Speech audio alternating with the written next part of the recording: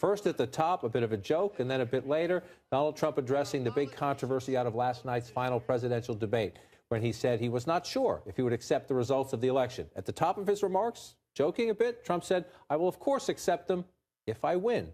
Later in his remarks, well, let's just listen. First, let's listen to the very beginning when Donald Trump tried to make light of a controversy that has a lot of Republicans mad at him.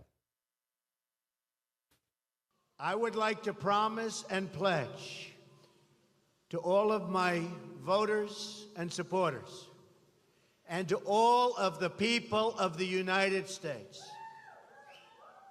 that I will totally accept the results of this great and historic presidential election if I win.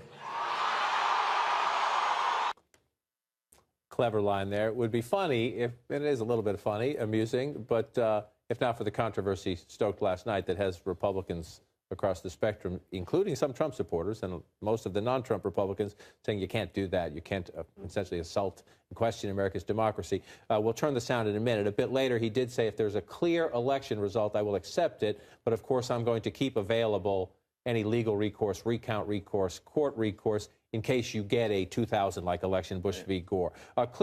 Clearly, they woke up this morning in the Trump campaign and realized they needed to fix this. I'm not even sure if it was this morning. I think it was in real time last night because you saw them trying to. But he could have answered that last night. That would have been a good sort of way to say it. The parallels to 2000 are entirely different, as we've said earlier. I mean, predicting it in advance versus if something happens. But as things are going now, unless something massively changes here, this is not going to be decided on a couple votes here. But I think, he did clean this up. It'll probably be a little bit more Zantac for some Republicans out there, but, perhaps too little too late. But it says progress. He's now in line with his surrogates. So last night, they all were out of line with what he actually said, and now everyone's on the same page. So. All before lunchtime. But I do think, this kind of thing is going to come down to a candidate's judgment and his aide's judgment on election night. And we saw that with Mitt Romney in 2012 when they had planes ready to go out to battleground states. And it was the candidate who said, this isn't going to happen. Like, we're not going to take this extra step. We're going to go out there. I'm going to give my concession speech and we're going to move on. And at a certain point, you have to trust that if that is a scenario, that Donald Trump would make the same move. And it's interesting listening to him reading this. Donald Trump didn't say, this came up last night and I didn't answer it just right, or I didn't, fully get. He doesn't try to explain. Here's what I said before, and I'm sorry, or I didn't get it right, or I didn't get the context right. He just says, here's my new position, take it. Donald Trump has not apologized for even something minor like this, where a cleanup would involve exactly what you said. Hey, look, I didn't say it exactly right. Here's what I meant.